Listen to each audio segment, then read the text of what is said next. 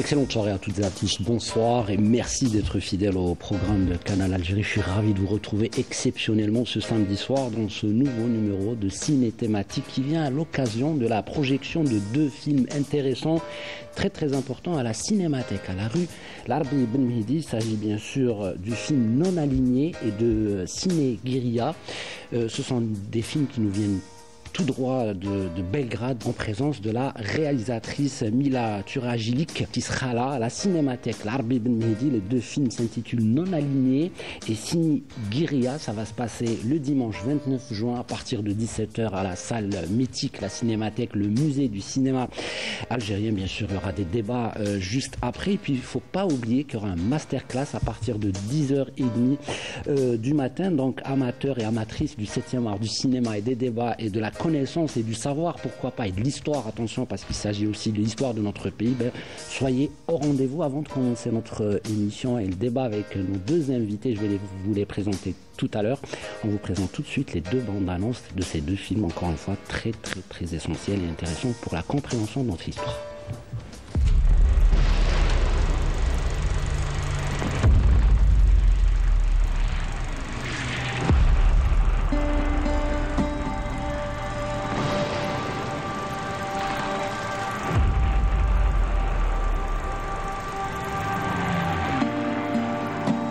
Tu sam snimao, pa to je sve tu. Što se tiče Alžira, tu je. Polako, dosta Stevane, dosta.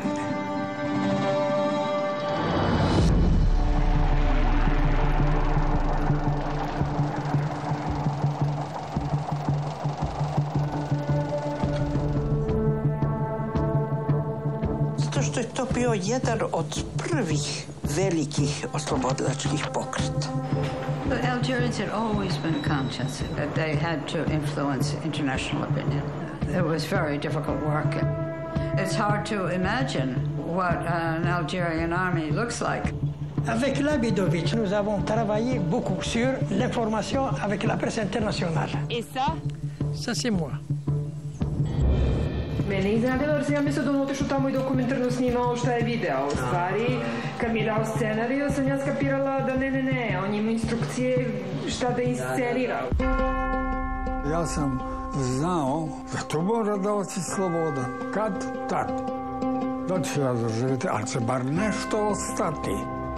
Eto zašto se snim. Šukran!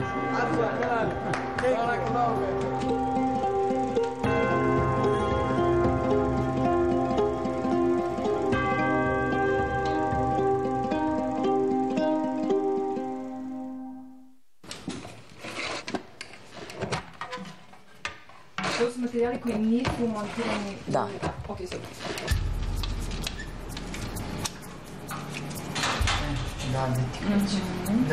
Odmah.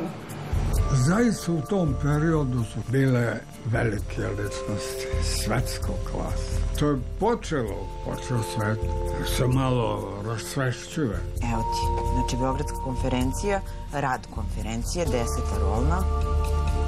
Evo, ovo ti Stevano Budović.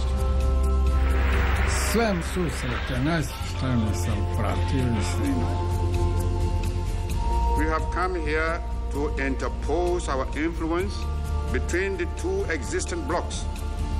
John Foster Dulles considered it immoral for a nation not to take sides. Već ste vi pričati našu priču na taj način. To sam sve ja snimao. Svet sam obišao, 112 zemalja sveta. A za samo jednu društvu. Ovde u hodniku na ovim policama se nalaze materijali koje, kao što vidiš, su neobeleženi, nemaju brojeve. Čekaj, imate još stvari koji zapravo ne znate šta su? Da, imate.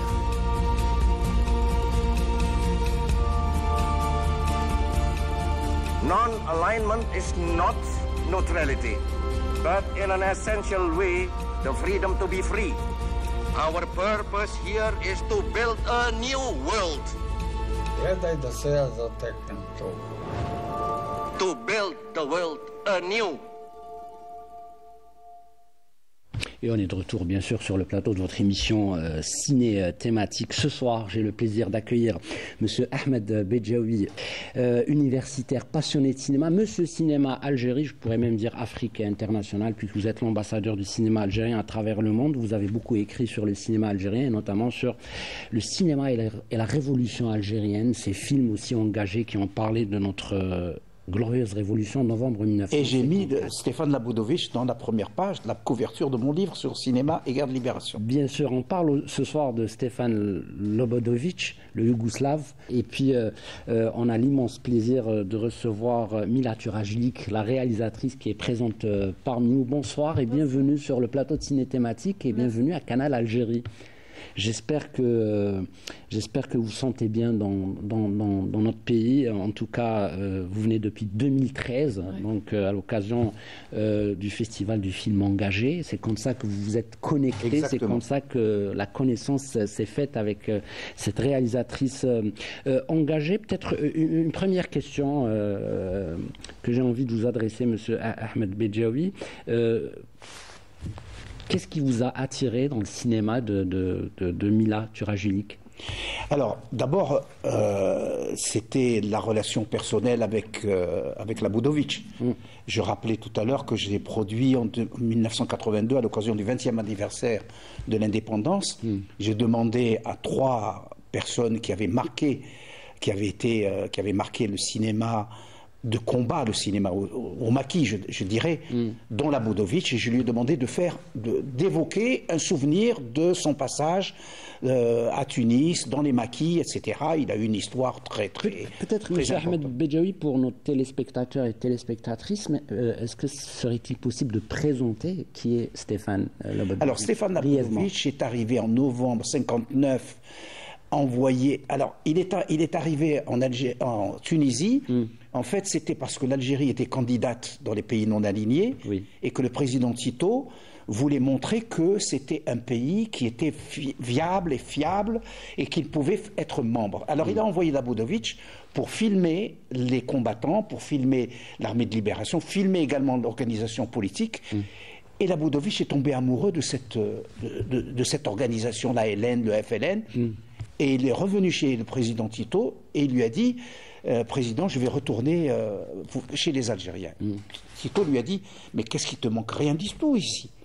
Il lui a dit oui, mais eux, ils font la révolution. Et c'est ça qui m'intéresse.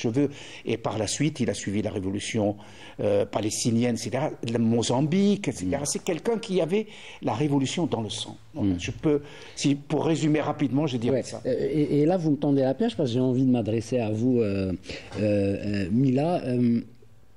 Vous qui êtes jeune et vous êtes native de la ville de Belgrade, la même ville de Stéphane Laboudovitch, comment est venu cet intérêt justement à vouloir fuiner, chercher, connaître cet homme et arriver justement à ces connexions, celles de Stéphane avec l'Algérie, avec ce pays qui se battait pour justement vaincre le colonialisme et avoir son indépendance et sa liberté? Alors, je vous donne une petite introduction. Moi, je suis née juste avant la mort de Tito. Tito est mort en 1980. Et comme jeune réalisatrice, je me suis intéressée beaucoup à ces archives filmées de la Yougoslavie qui, pendant les époques des années 90-2000, n'intéressaient pas beaucoup de monde. Et donc, j'ai commencé mes recherches dans une institution très particulière qui sont les actualités yougoslaves. Donc, le seul studio de cinéma dans la Yougoslavie socialiste de Tito qui était en fait sous le contrôle du gouvernement fédéral. Ce qui veut dire leur tâche était de documenter la vie politique de la Yougoslavie. Et je me suis beaucoup intéressée à ces archives. En 2013, je suis venue à Alger pour la première fois avec mon premier documentaire, Cinéma Comunisto, qui effectivement raconte la façon dans laquelle le président Tito a utilisé le cinéma ou été inspiré par le cinéma de créer le récit politique de la Yougoslavie. Le film a eu le grand prix du festival et je dis ça déjà parce que c'était un énorme honneur pour moi, mais surtout parce que ça m'a fait revenir en Algérie comme palmarès l'année d'après, 2014. Et à cause du fait que c'était l'année anniversaire de début de la guerre d'indépendance, Stevan Labudović était l'invité d'honneur du festival. Et donc, bizarrement, même si on vivait tous les deux à Belgrade, on s'est rencontrés à Alger. Donc la connexion s'est faite ici à Alger grâce au festival. Oui. Et après, on a suivi toute la jeunesse de ces films à partir du moment où ils se sont rencontrés. Oui, je dois vraiment dire que Monsieur Bejaoui et Madame Zahira Yahi, c'est vraiment le parrain et la marraine de ce projet. Parce que le tournage, la fabrication de ce film, et je dois dire que j'ai commencé avec l'idée de faire un film documentaire sur Stevan Labudović. J'ai pu suivre ce séjour qu'il a fait en 2014 en Algérie. Et en fait, c'était son dernier séjour en Algérie. Donc, c'était vraiment très, très, très spécial de documenter toutes les rencontres qu'il a fait, la façon dans laquelle les gens réagissaient à lui. Et, mais lui, il est décédé en 2017, mais nous, on a fini le film en 2022. Parce qu'en fait, ce qu'il faut vraiment dire et qui est essentiel à comprendre dans ces démarches est que les matériels que Labudović a filmés pendant la guerre d'Algérie restent à Belgrade et ils ne sont pas numérisés ni indexés. C'est des bobines et des bobines.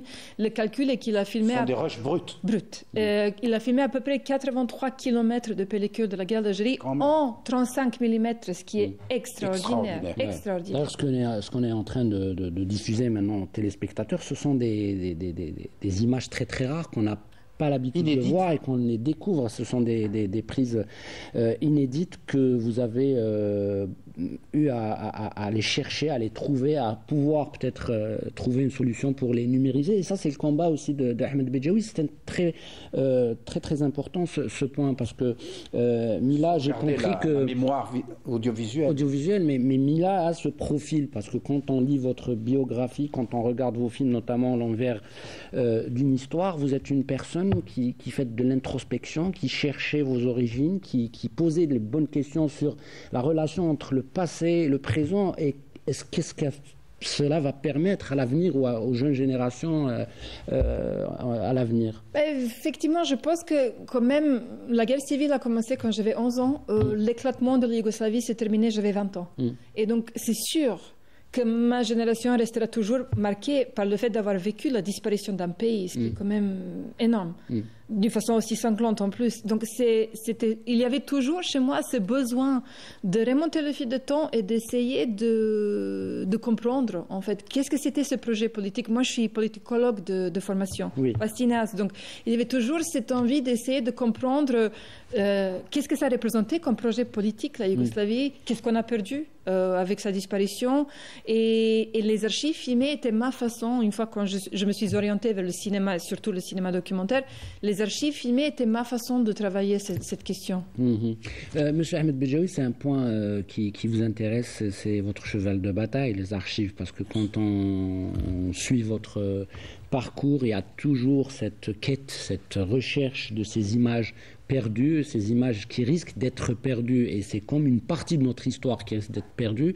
Qu'est-ce que vous pouvez justement nous dire sur ce trésor trouvé par Mila, justement, qui concerne l'histoire de l'Algérie? Imaginez, Mila a parlé de 84 km de pellicule.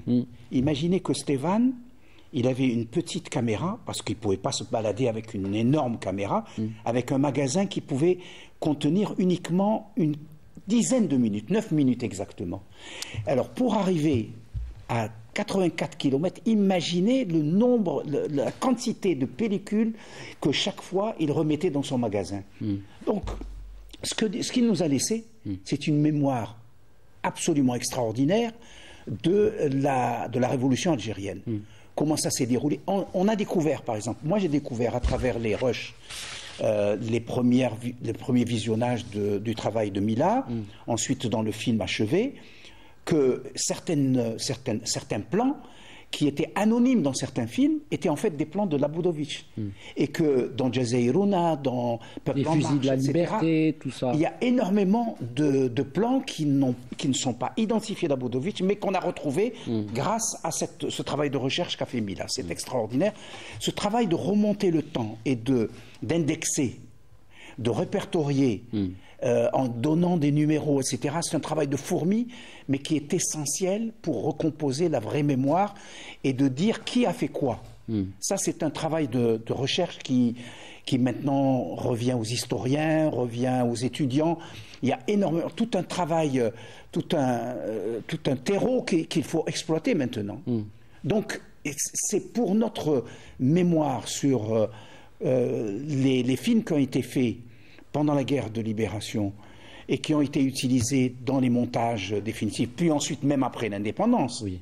Il y a eu des films comme le film de Khadr Hamina, par exemple, qui s'appelle Le temps d'une image. Ouais. Le temps d'une image, et d'autres films de montage comme L'Aube des damnés et tout. On retrouve des images et on s'aperçoit que ce sont des images aussi de Labudovich. Donc il est partout. Il est essentiel de sauver tout cela.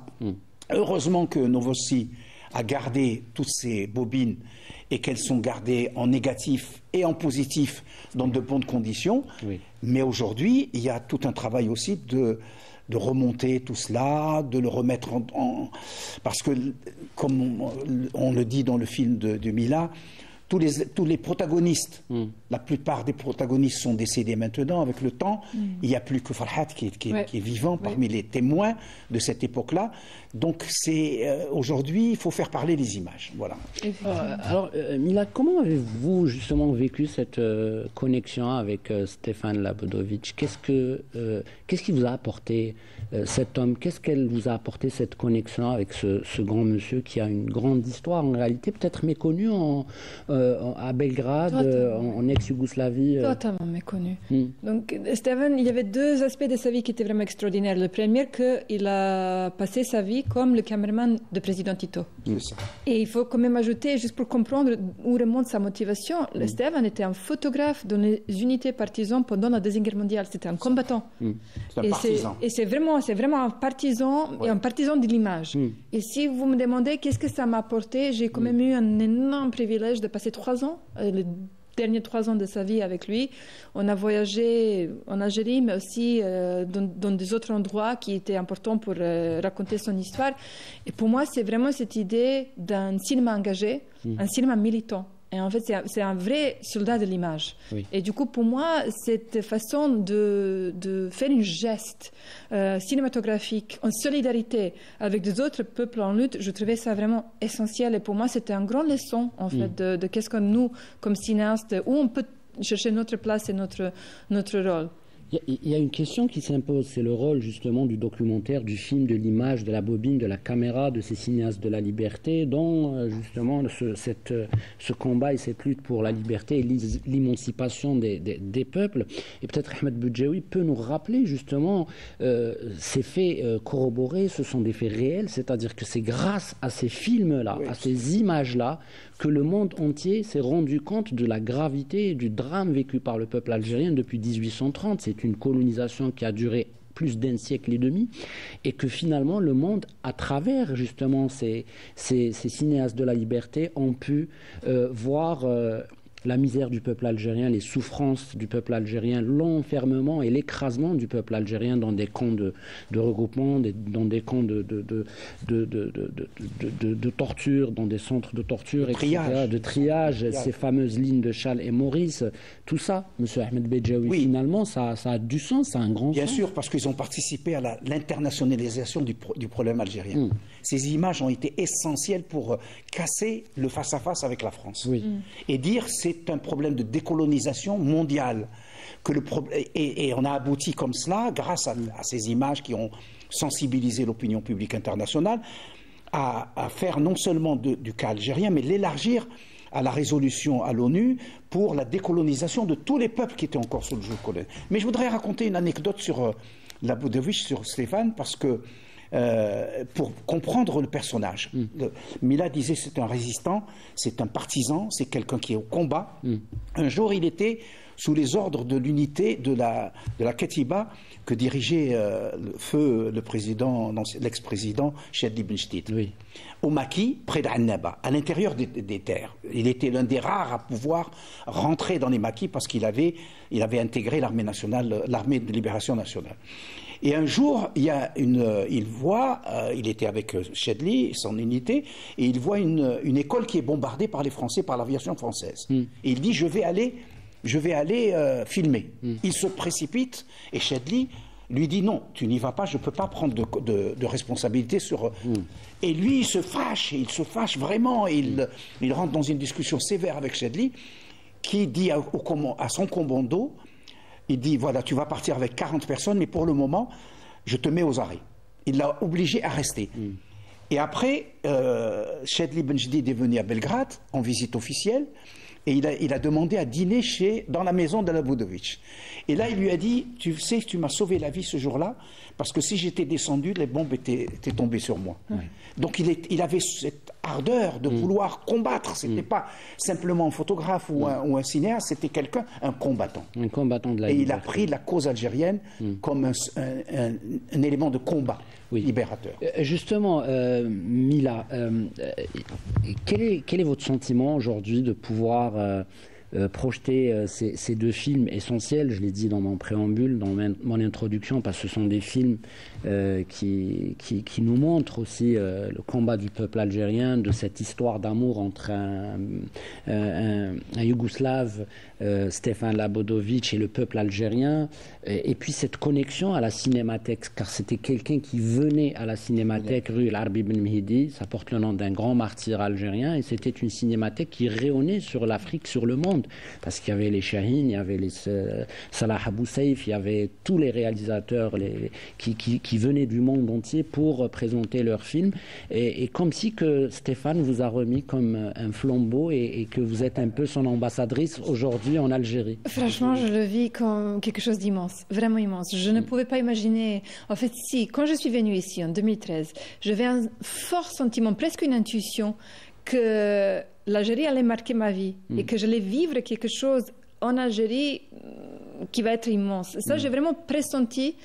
Mais je n'aurais jamais pu imaginer, en fait, le chemin que j'allais tracer, que j'allais passer le temps avec Stefan Labudovic ici, que je finirais par faire 2 films, en fait, sur lui, et que, nous voilà, demain, montrer ça à la Cinémathèque d'Alger est quand même extraordinaire. Alors, 2 films à la clé, c'est-à-dire en fin de journée, on appelle les gens à aller, justement, vous encourager et venir découvrir cette grande partie de l'histoire de ces 2 pays, à l'époque, la Yougoslavie et puis l'Algérie, dans une période très charnière. C'est peut-être l'occasion de dire aussi aux Oranais de venir à 18h30. Oui. Parce que les films vont être présentés.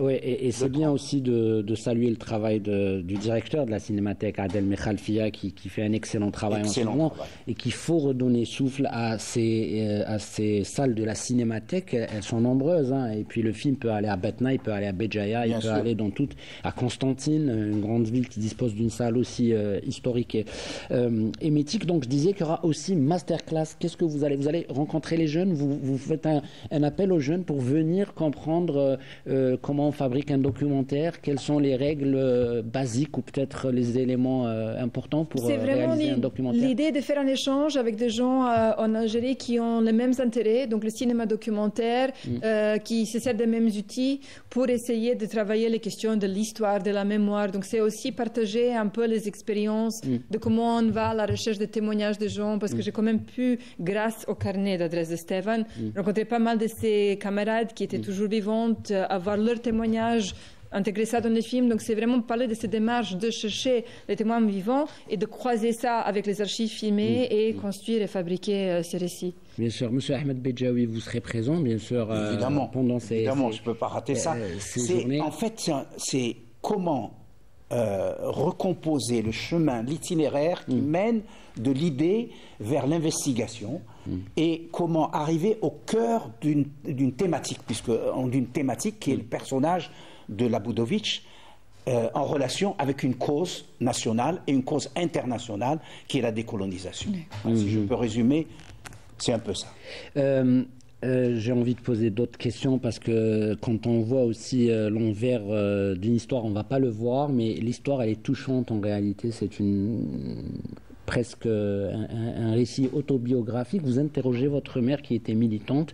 Donc, vous venez d'une famille qui milite pour la liberté et pour la paix. C'est important pour vous justement de faire ce travail de quête de soi, c'est-à-dire chercher d'où on vient, pourquoi on est là et quel est le sens qu'on donne à notre vie, et que finalement il y a des similitudes, j'allais dire, entre vous et Labudovic. C'est vrai qu'il était au cœur d'une guerre incroyable, c'est la guerre de révolution algérienne, là où il y avait des combattants. Lui, il a quand même risqué sa vie, je ne me permettrai pas de me comparer avec lui, il a quand même risqué sa vie. Mais vous me dites peut-être qu'en 2025, il y a un autre combat, c'est celui de l'information, de la bonne communication et surtout de la sauvegarde de tout ce qui est histoire, parce qu'aujourd'hui on voit à travers les réseaux sociaux, à travers certains médias de l'Occident, qu'il y a des révisionnistes, il y a des gens qui cachent l'histoire, il y a des gens qui font des contre-vérités, qui se permettent de dire des choses. Et vous, à travers votre démarche, vous dites que le cinéma engagé, le documentaire, la recherche, quand elle est travaillée, j'allais dire entre guillemets, scientifiquement, avec, comme disait Ahmed Bejaoui, on fait de la datation des archives, essayer de donner répertorier les archives, c'est important pour dire la vérité, transmettre la vérité. Puisque vous me posez cette question, donc moi j'ai fait des études de sciences politiques à Londres, à London School of Economics, qui est une école assez prestigieuse de sciences politiques dans les années 90. Et dans les années 90, le texte qu'ils nous ont donné pour la première année d'introduction à la politique et relations internationales était un livre de Francis Fukuyama qui s'appelait The End of History and the Last Man, la fin de l'histoire et le dernier homme. Oui. Et du coup, moi déjà, là, j'ai vu qu'il y avait cette tendance d'effacer en fait d'autres récits pour imposer un qui était la vision occidentale de comment le monde doit continuer. Et je pense que déjà là, chez moi, est né ce désir et ce besoin d'aller regarder quelles étaient les autres options politiques qui existaient. Et c'est ça qui m'a amené, à mon avis, de travailler la question de non-alignement. Donc, ces deux films sur Stevan, il y a un volet qui s'appelle Non-aligné, qui est vraiment sur la naissance d'une vision politique et un projet politique qui était le mouvement des non-alignés, avec ce premier sommet qui a eu lieu à Belgrade en 61, mais aussi le sommet qui a eu lieu à Alger en 73. Donc, pour moi, c'était vraiment ce sentiment que ma génération était privée d'un horizon politique qui s'est vachement réduit dans les années 90 avec cette idée qu'il y a une idée qui a triomphé, maintenant on va tous s'aligner vers ça.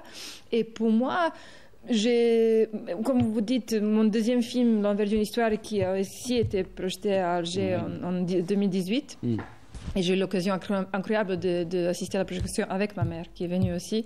Mais pour moi, à un moment, la façon dans laquelle ma mère était activée ou engagée politiquement ne me convenait pas. En fait, je me suis tournée vers le cinéma, un peu comme la Boudovitch, dans cette idée que c'est avec l'image que je pouvais exprimer ou communiquer mieux.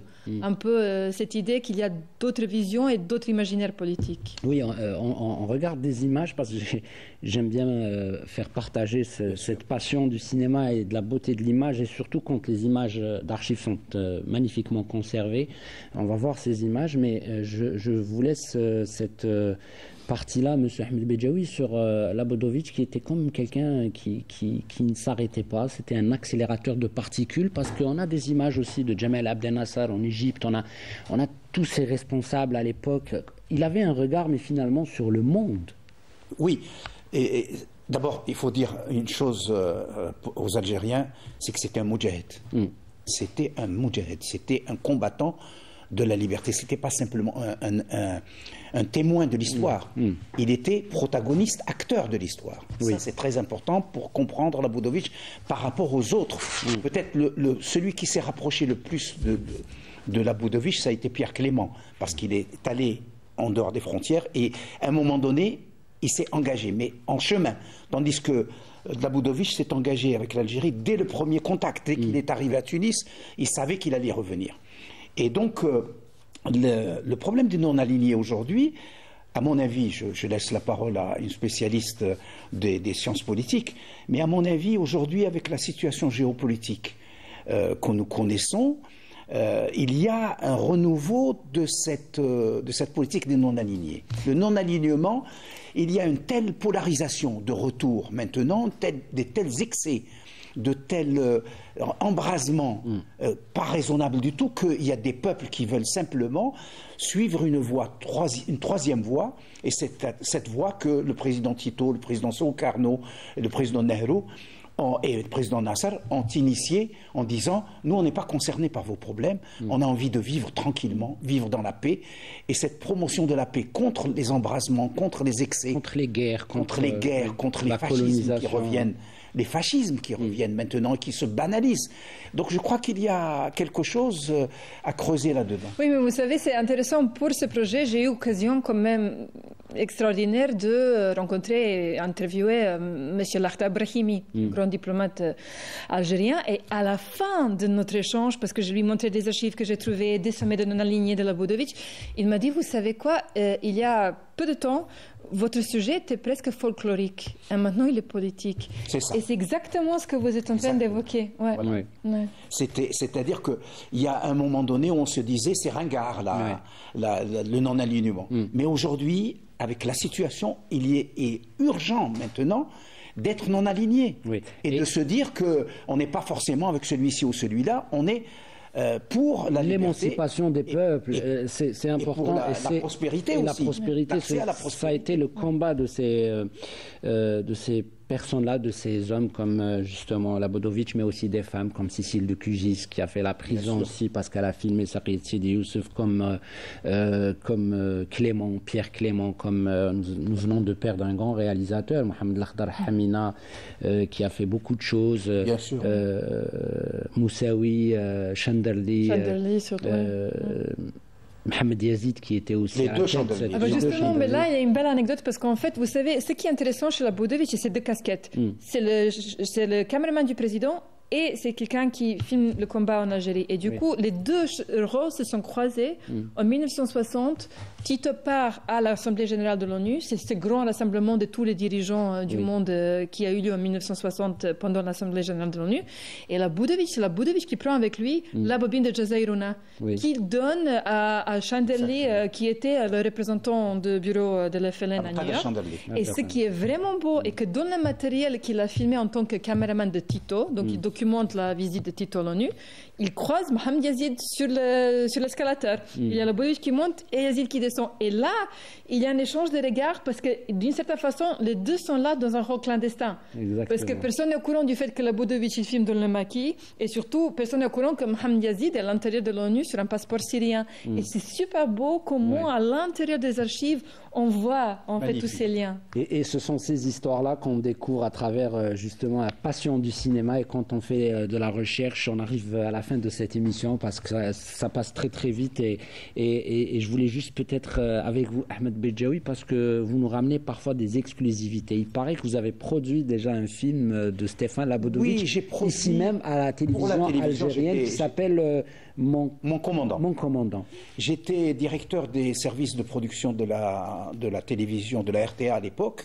Et donc, lorsque nous avons eu l'anniversaire du 20e anniversaire de l'indépendance, j'ai eu l'idée, parmi les autres films que nous avons produits, comme Libération de Moussa Haddad, etc., d'appeler trois des grands amis de la révolution algérienne, Vautier, Karl Gass, qui était de la RDA à l'époque, la République démocratique allemande, et Labudovitch. Et je leur ai demandé librement évoquer un souvenir qui vous a marqué pendant votre passage. Et Labudovitch a voulu évoquer son commandant, le commandant qui était le chef de son unité et qui le protégeait, mais qui en même temps, il lui devait obéissance, parce que c'était un soldat, Labudovitch, à ce moment-là. Et donc il a fait un film très attachant, de 52 minutes sur ce commandant qui était encore vivant, qu'il est allé voir, et il l'a interviewé, etc. Et ça serait intéressant que le NTV rediffuse ce genre de film. Voilà, peut-être on organisera une émission débat autour du film, peut-être même avec la présence de Mila qui peut-être sera parmi nous, pourquoi pas. Voilà, ce sont les connexions de deux pays et de deux peuples. Ces films également. Madame Mila Turajulik, merci d'avoir accepté notre invitation. Je rappelle que vous serez à la Cinémathèque d'Alger demain. Donc pour celles et ceux qui veulent vous rencontrer et surtout rencontrer votre façon de faire du cinéma et rencontrer aussi ces images d'archives, encore une fois, époustouflantes, bien conservées et préservées, que nous aurons l'occasion de voir avec vous à la Cinémathèque à partir de 17h. Il y aura 2 projections, je rappelle le titre des films, donc Non alignés et Ciné Guérilla. Et pour les amateurs des documentaires, vous serez en masterclass demain matin, donc à partir de 10h30. La masterclass va continuer cette discussion. Ben oui, voilà. S'il y a des questions peut-être sur le parcours de Mila et de cette histoire entre ces deux pays, l'Algérie et ex-Yougoslavie, en tout cas, je vous remercie. Merci, M. Ahmed Bedjaoui, aussi pour les connexions que vous nous faites ici à la télévision algérienne et pour tout cet amour pour le cinéma et pour l'art, des valeurs magnifiques quand le film est engagé. Ça donne un cinéma complètement sublime. Quant à moi, mesdames et messieurs, je vous dis bonne soirée sur Canal Algérie. Je remercie Abdelkrim Bougra d'avoir réalisé cette émission avec le soutien de nos amis du Studio 2 de la télévision du 21 boulevard des Martyrs. Excellente soirée à vous. À la semaine prochaine. Au revoir. Ciao.